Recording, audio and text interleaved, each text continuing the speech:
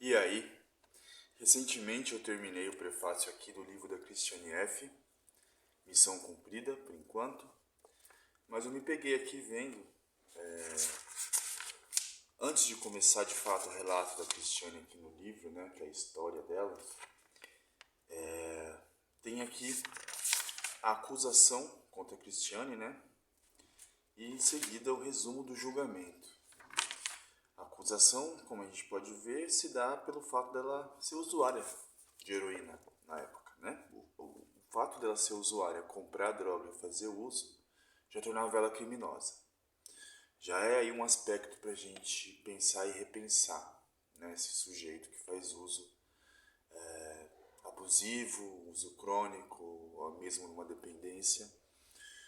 Que sujeito é esse? Ele é mesmo um criminoso, a gente vai tratar como crime, a gente vai prender, trancafiar.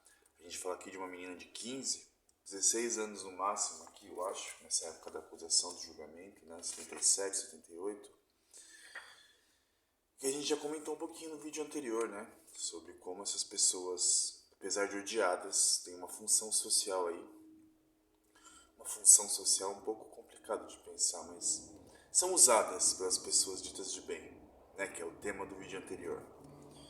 Eu quero ler para vocês aqui, vamos acompanhar, comentar esse julgamento, né? Resumo do julgamento feito pelo Tribunal de Instância de Neumünster em 14 de junho de 1978, em nome do povo. Vamos destacar aqui esse em nome do povo, lembrando, nosso último vídeo sobre as estatísticas brasileiras, a gente estava falando aqui, né? Mas vamos pensar, vamos ampliar, né? A gente está pensando no povo aí, o povo da Alemanha dos anos 70. E contra, aqui, né? Em nome do povo, contra Christiane F., uma adolescente, numa situação de drogadição e de prostituição, né? Vamos então lá. No caso, Christiane Vera F., colegial, inculpada por infração à lei sobre estupefacientes. A acusada é culpada, vejam bem as palavras, pela aquisição repetida de estupefacientes e cumplicidade de dissimulação fiscal. A Corte adia a decisão de pronunciar uma condenação penal para menores. Motivos. O desenvolvimento da acusada foi normal até os 13 anos. O que seria um desenvolvimento normal, né? Que eles estão dizendo aqui. Então ela não apresentava problemas com drogas. Mas se a gente for ler o livro aqui dela, a gente vê que o desenvolvimento dela aqui, pelo menos afetivo, familiar, ele sofreu grandes traumas, né? Talvez a gente esteja falando aqui, pelo que parece, de um desenvolvimento cognitivo, né? A gente continua aqui.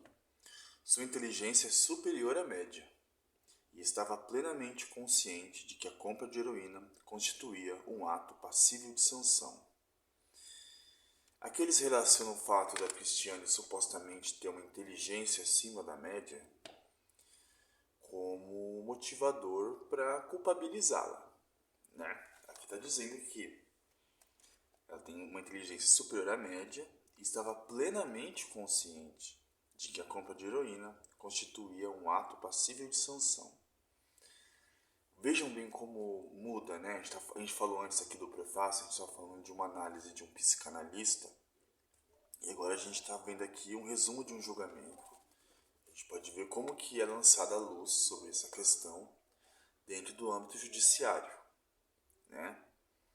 De novo, a gente tem que lembrar sempre aqui que a gente está falando de um caso da Alemanha, dos anos 70, mas a gente tem semelhanças com a nossa realidade aqui no Brasil, quando se trata de drogas, de moralismo, culpabilização, né?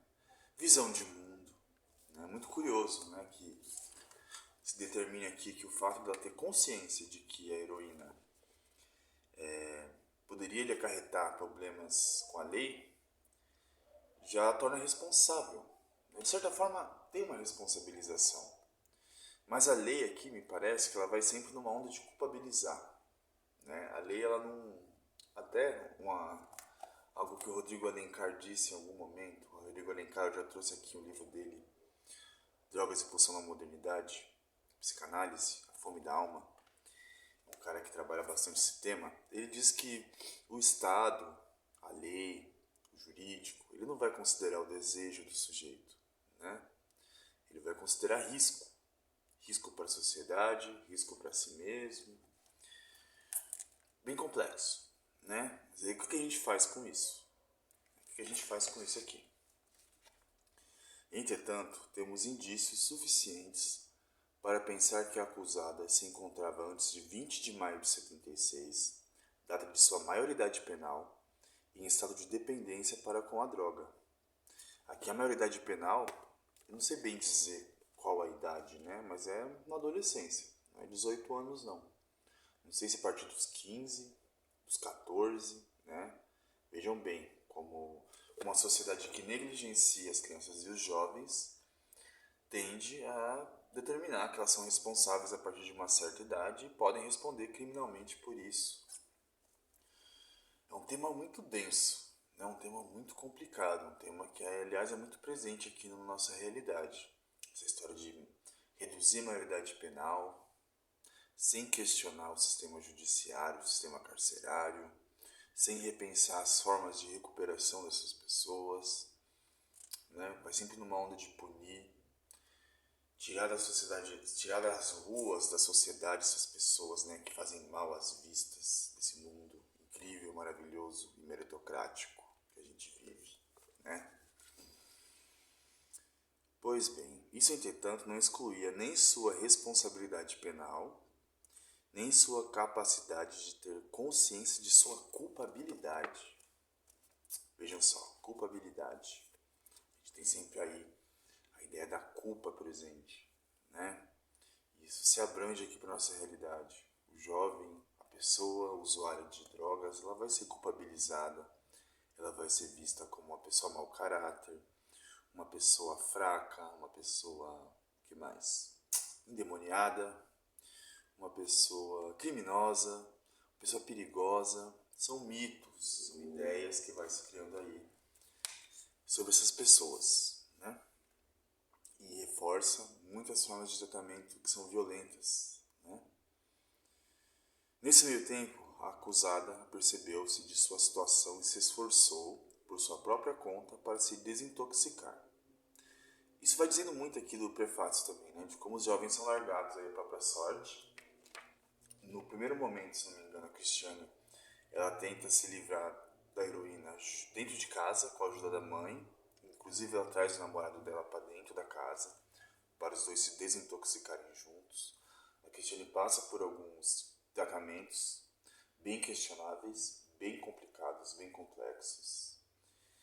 E vejam bem, né? Como se cuida dessas pessoas? Sempre uma pergunta que eu coloco aqui.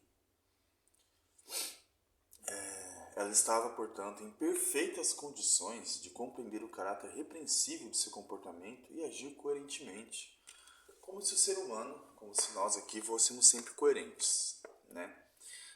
Um dos aspectos interessantes da psicanálise é exatamente a gente lidar com essa ideia de que nem sempre a gente busca o que é melhor pra gente.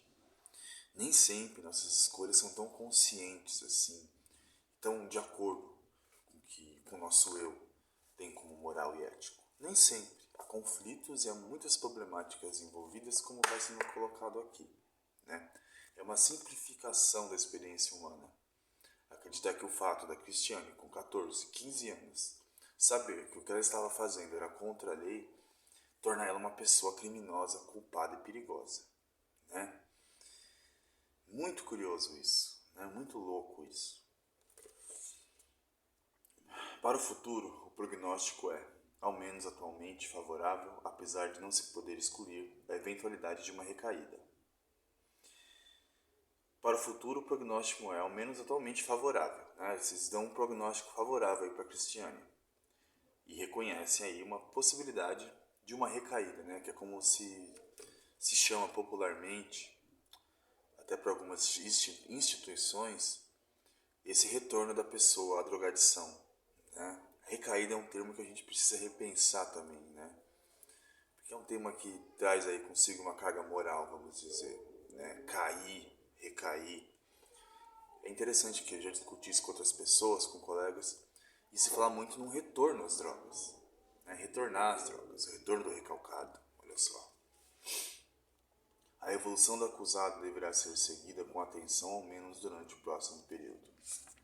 Eu quis trazer aqui essa peça aqui, esse fragmento do julgamento, esse resumo do julgamento da Cristiane, para a gente pensar mais uma vez sobre responsabilização, culpabilização, sobre o quanto nossos desejos nem sempre estão de acordo com nossas vontades, sobre descontroles, sobre situações limite, sobre radicalidade, sobre como nossa cultura vai lidar com isso. O sujeito que faz uso de droga, seja ele viciado ou não, seja ele uma pessoa que só faz uso recreativo, que de repente é funcional ali no seu dia a dia, ainda assim tem uma grande carga moral em cima dessas pessoas, né? E se pensa muito isso, se faz muito isso com determinadas drogas, aqui no caso as ilícitas, né?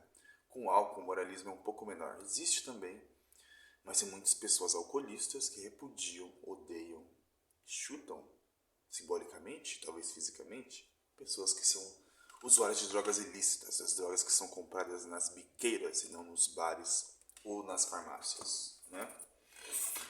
Sempre a gente pensar, sempre. Por falar em droga e psicanálise, eu voltei a reler esse aqui, Freud e a Cocaína, David Cohen. Eu já li 2 vezes esse livro e de repente eu vi na estante e me deu vontade de folhear de novo, recomecei. E traz um grande tabu aqui para a psicanálise, que é o uso de cocaína feito por Freud.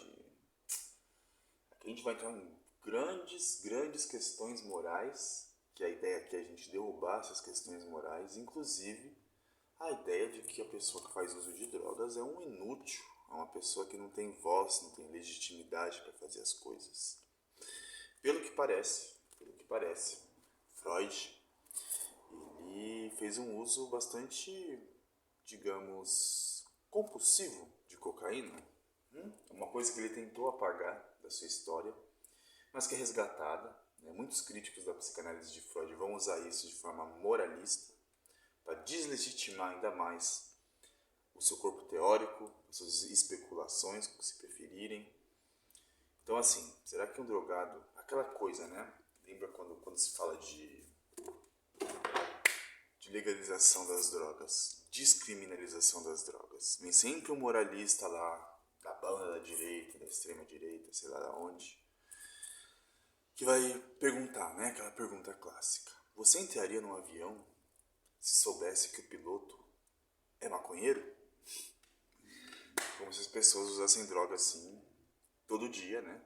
Toda hora do dia, como se não existissem pessoas profissionais que também fazem uso de drogas e nem por isso estão na Cracolândia, por exemplo, né? Nem por isso estão roubando objetos de casas ou assaltando as pessoas na rua para comprar droga, né?